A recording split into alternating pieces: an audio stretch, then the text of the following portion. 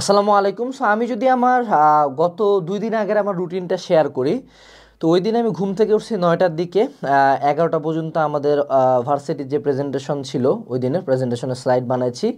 11টা থেকে সম্ভবত 1টা পর্যন্ত আমার প্রতিষ্ঠানের বেশ কয়েকটা ইম্পর্টেন্ট কল হ্যান্ডেল করছি। 1টার দিকে আমি ভার্সিটি গেছি, তারপরে প্রেজেন্টেশন দিছি, সেটা চলছে অ্যারাউন্ড 3:30 পর্যন্ত। 3:30টার দিকে আমি আমার অফিসে আসছি, স্টুডিওতে আসে 3টা ক্লাস রেকর্ডিং করছি, একটানা 3.5 ঘন্টার। তারপরে আমি জিমে গেছি, 2 ঘন্টা সেই লেভেলে জিম করছি। জিম থেকে আসে আবার অফিসে 2-4টা ভিডিও বানাইছি। রাতের বেলা অ্যাপ ডেভেলপমেন্টের একটা মিটিং করছি, তারপর আমাদের প্রতিষ্ঠানের একটা মিটিং করছি। দেন আমার মেন্টরশিপ গ্রুপের মেসেজ ক্লিয়ার করছি।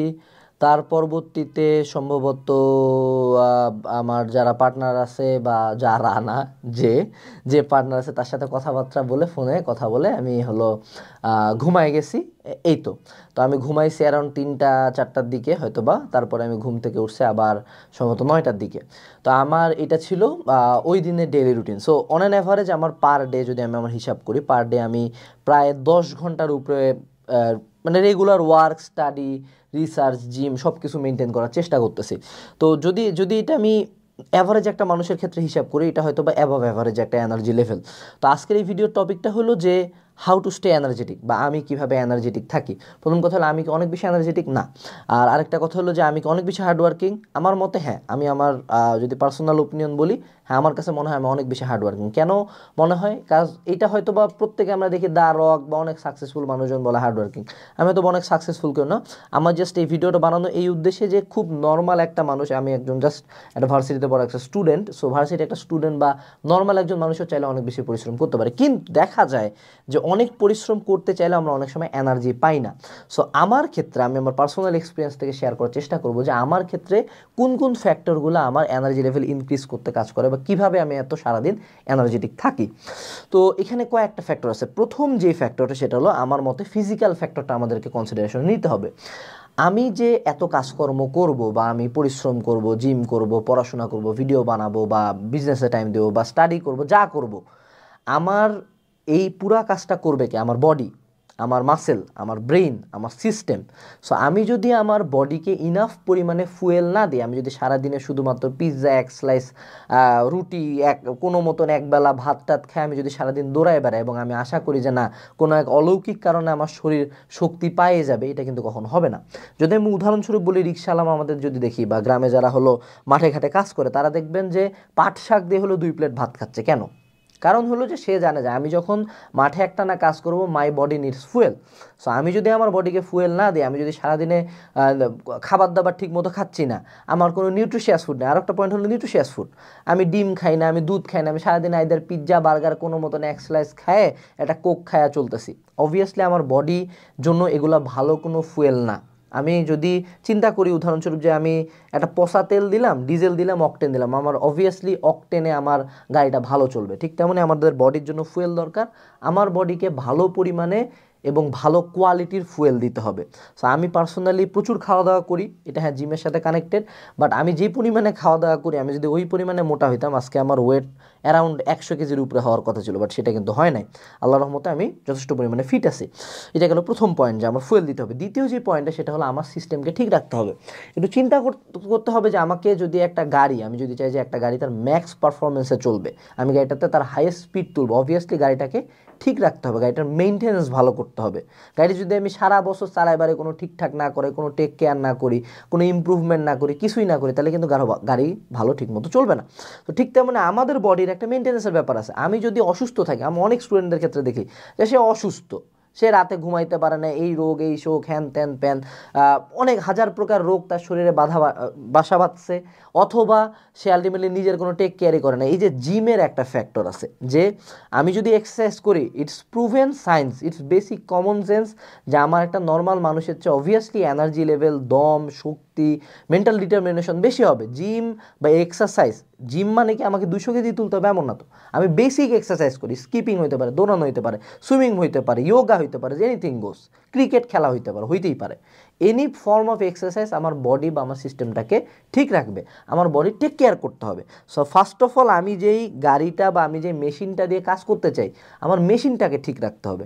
দ্যাটস ওয়াই পার্সোনাল সাজেশন হলো যে শরীরকে সুস্থ রাখা, ডাক্তার দেখানো, যদি কোনো রোগ থাকে সেগুলোকে সিরিয়াসলি নেওয়া, টেক কেয়ার চলতেছে শরীরের মতো, এরকম না। শরীরটাকে টেক কেয়ার করতে হবে এবং এক্সারসাইজ করতে হবে। Exercise will increase your energy to a great extent, এটা মাথায় রাখতে হবে। ওকে, এরপর থার্ড যে পয়েন্টটা সেটা হলো যে হয়তো বা যদি আমরা দুইটা মানুষ নেই যে উনিও ফিজিক্যালি ফিট ইনিও ফিজিক্যালি ফিট, দুজনেই হয়তো বা ফিজিক্যাল ফিটনেস লেভেল সেম, দুজনেই খাওয়া দাওয়া করে সেম, বাট তৃতীয় একটা ফ্যাক্টর যে এখানে প্লে করে এবং যেটা হয়তো বা প্রথম দুইটা কেসের বাইরে মেজরিটি 90% কেস এটা হয় যে আমাদের মেন্টাল স্ট্রেংথটা, মেন্টাল ডিটারমিনেশনটা। তো আমি যখন কাজকর্ম করি, যেমন আমি এখন এই ভিডিওটা বানাচ্ছি স্টুডিওতে বসে, আমি কালকে রাতে বাসায় যাই না, আমি অফিসেই ছিলাম, অফিসে কোনো মতন 2-3টা ডিম সিদ্ধ আর 2 পিস পাউরুটি খেয়ে আসি, একটু পরে আবার খাওয়া দাওয়া করবো। বাট আলটিমেটলি এই যে আমি এখন এখানে আসি, কালকে সারা রাত ধরে ভিডিও বানাইছি, একটু আগে ভিডিও বানালাম, এখন আবার ভিডিও বানাচ্ছি, বা আগের দিনের যে আমি একটা হেক্টিক রুটিন বললাম, আমি কি কোনো কারণে কোনো 1 সেকেন্ডের জন্য এই পুরা কাজটাকে আমি খুব এনজয় করছি, খুব মজা লাগতেছে, 10 ঘন্টা পরিশ্রম করছি, খুব নাইস, এরকম তো কোনো দিন আমার মনে হয় না, এরকম আমার মনে হয় না। এবং আমি অ্যাসিওর করতেছি যে যারা 10 ঘন্টা 15 ঘন্টা 17 ঘন্টা পড়াশোনা করে বা যারা একটানা পরিশ্রম করে তারা কিন্তু কখনো এটা খুব একটা এনজয় করে না, তারা এমন হয়েছে যে এটা সয়ে গেছে।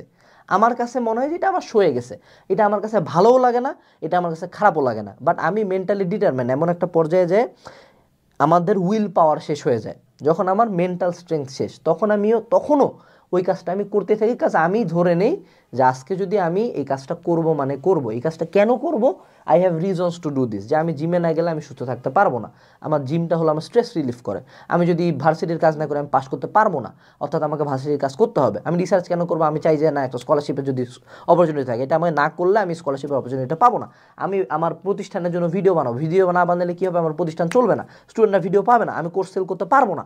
তো এই যে আমার পারবো না, এই যে রিক্সাওয়ালা মামা 10 থেকে 15 ঘন্টা, ওনাদের উদাহরণ বারবার দেই, কাজ সবাই দেখে দারক, আরে দারকের কোটি কোটি টাকা আছে, রিক্সাওয়ালা মামার কি আছে, কিছুই নাই, 15-17 ঘন্টা রিক্সা চালাচ্ছে, কেন চালাচ্ছে? ও জানে যে আজকে যদি আমি রিক্সা না চালাই আমি বেয়ারই হইতে পারবো না, আমার কোনো উপায় নাই এই যে আলটিমেটলি নিজের ফ্যামিলিকে খাওয়ানোর। সো আমাদেরকে যে জিনিসটা মেনটেন করতে হয় সেটা হলো যে মেন্টালিটি, যে মেন্টালিটি আমি করব মানে করব, এটা নিয়ে কোনো কথা নাই যে আমি কেমনে করব কীভাবে করব, বাট আমাকে করতে হবে। সো এই জিনিসটা একটু মাথায় রাখতে হবে যে মেন্টাল ডিটারমিনেশনটা হইতে হবে স্ট্রং, যা হয় হোক এটা আমার ডেইলি ওয়ার্ক। এবং একটা পর্যায়ে যখন মেন্টাল ডিটারমিনেশন প্রথম খুব খারাপ লাগবে, প্রথম মনে হবে যে আল্লাহ এত কিছু করে কী লাভ, কী লাভ, লাভ একটাই, সেটা হলো একটা পর্যায়ে আমি এই পরিশ্রমটা আমার ওয়ার্থ ইট হবে। আমি জীবনে দেখছি যে পৃথিবীর কোনো সেক্টরে আমার দেওয়া হার্ডওয়ার্ক বিফলে যায়নি, এটার আমি আউটপুট আইজ হোক কাইল হোক কোনো এক জায়গায় পাইছি। তো মেন্টাল ডিটারমিনেশনটা অনেক জরুরি, যে মেন্টালি ডিটারমিনেট হতে হবে যে মরলে মরবো, কামটা শেষ করে মরবো, শেষ। তুমি আলটিমেটলি মরবা না, তুমি জীবনও শুনছো যে হার্ডওয়ার্ক করে কেউ মরে গেছে, না, মরে যায় নাই, হয় হলো শুয়ে থাকে হার্টের রোগ ধরছে, হার্টের রোগ মরে গেছে, এরকম হইতে পারে। সো আমার মেন্টাল ডিটারমিনেশনটা থাকতে হবে এক্সট্রিম লেভেলে। এবং এই মেন্টাল ডিটারমিনেশনের আরেকটা পার্ট হলো যে আমার কুইটিংয়ের চিন্তাটা আগেই বাদ। যদি কোনো দিন পানিতে পড়ে যাই, আমরা কি প্রথমে ধরে নিই যে না আমি আজকে মরে যাবো, ছাড়া দেয় মরে যাবো, এরকম জীবন হয় না। আমি কি ডিসিশন নিই যে আমি হাত পা ঝাপড়াবো, যতক্ষণ শরীরে এনার্জি আছে হাত পা ঝাপড়াবো, যত দূর যাওয়া যায় পানি পুনি খাই হলে কিছু একটা যা সামনে পাবো, যদি খড়ের একটা টুকরা পাই ওটাও চিপে ধরি, কেন? আমার কুইটিংটা আগেই বাদ, আমি চেষ্টা করবো বাঁচার। ঠিক তেমনই এরকম একটা মোডে ব্রেনকে নিয়ে যেতে হবে যে না আমার কুইটিং আগে বাদ, আমার আজকে এইগুলো কাজ আছে আমি করবো, আমার আজকে 10 ঘন্টা পর আমি পড়বো, আমার আজকে এই 7টা টাস্ক আছে আমি করবো, আমি জিমে যাওয়ার আমি যাবো, আই ডোন্ট কেয়ার যে আমি কেমন ফিল করতেছি, I don't give a single shit. কারণ আমাদের বডি তার কর্মক্ষমতার 40% 50% গেলে কান্দাকাটি শুরু করে যে ওরে আল্লাহ বস অনেক হয়েছে, বস আর না। কিন্তু আমাদের কিন্তু ওইটার দিকে শোনা যাবে না। কারণ একটা জিনিস চিন্তা করতে হবে যে আমি যদি এই 17 কোটির বাংলাদেশ, একটা গরিব দেশ, মানে এত টক্সিক সব মানে পিস অফ শিট মানুষজন আশপাশে, এই এত 90% অ্যাভারেজ মানুষজনের থেকে যখন আমি একটু উপরে যাইতে চাবো, অবভিয়াসলি আমাকে তাদের চেয়ে বেশি করতে হবে। খুব সিম্পল ব্যাপার যে 17 কোটির মধ্যে যদি আমি 1 লাখের মধ্যে যাইতে চাই, অবভিয়াসলি যে বাকি যে 16 কোটি 99 লাখ মানুষজন আছে তাদের চেয়ে অবভিয়াসলি আমাকে বেশি করতে হবে, নাহলে আমি ওই 1 লাখের দলে কেমনে যাবো?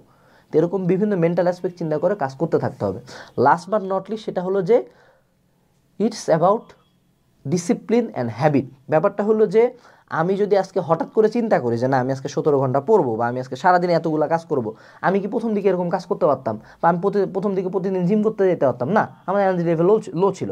তো আমি যখন কন্টিনিউয়াসলি ধীরে ধীরে কাজের পরিমাণ বাড়াইছি, কন্টিনিউয়াসলি কাজ করে গেছি, without quitting, without caring about how I feel, continuously কাজ করতে করতে একটা পর্যায়ে আমার ব্রেন, আমার বডি এখানে অ্যাডাপ্ট করে দিয়েছে যে এই বস আছে, বস সারাদিনে এই কামগুলো করে, ওখানে আমি 4 ঘন্টা ঘুমাই, 5 ঘন্টা ঘুমাই হলে আমার রিকভার করতে হবে। তোমার শরীর মানায় নেবে, শরীরে তুমি যা সহাবা ব্রেনে তুমি যা সহাবা মানে নেবে। নাহলে এই যে রিক্সাওয়ালা আমার এতটুক খায়, এত পরিশ্রম কীভাবে করতে পারে? এটা কাইন্ড অফ ডিসিপ্লিন। উনি সকাল 7টার দিকে অটো ঘুম ভাঙে যায়, সুন্দর মতো রিক্সা নিয়ে বের হয়, 2টা চা খায়, 2টা সিগারেট খায়, রিক্সা চালায়, তারপর বিস্কুট খায় একটা, তারপর সারাদিন শেষে একবার ভাত খায়, এরকম। তো তোমাকে কন্টিনিউয়াসলি করতে করতে একটা পর্যায়ে হ্যাবিট ফর্ম হয়ে যাবে, একটা পর্যায়ে এটা ডিসিপ্লিনে আনতে হবে। মানে মোটিভেশন কিন্তু সবসময় কাজে লাগে না। আমি এখন ভিডিওটা বানাতে যাই খুব মোটিভেটেড ফিল করতেছি না, বাট আমি জানি যে আজকে আমাকে 10টা ভিডিও বানাইতে হবে, এটা কাইন্ড অফ আমার হ্যাবিট, এটা আমার ডিসিপ্লিন, যে না আমি আমার চ্যানেলে পার উইক এতগুলো কন্টেন্ট দিব। সো এরকম ওভারঅল থিঙ্কিং প্রসেস এবং এগুলা ফ্যাক্টর মিলায় আমরা চাইলে এনার্জেটিক থাকতে পারি। এই পয়েন্টটাই ছিল আমার মনে হয় 3টা পয়েন্ট এনার্জেটিক থাকার ক্ষেত্রে অনেক গুরুত্বপূর্ণ ভূমিকা পালন করে। সবাইকে মনোযোগ দিয়ে ভিডিওটি দেখার জন্য ধন্যবাদ, এবং যদি কেউ চান আমার পার্সোনাল ফেসবুক পেজে আমাকে ফলো করতে পারেন আরও কিছু আপডেটের জন্য। আসসালামু আলাইকুম।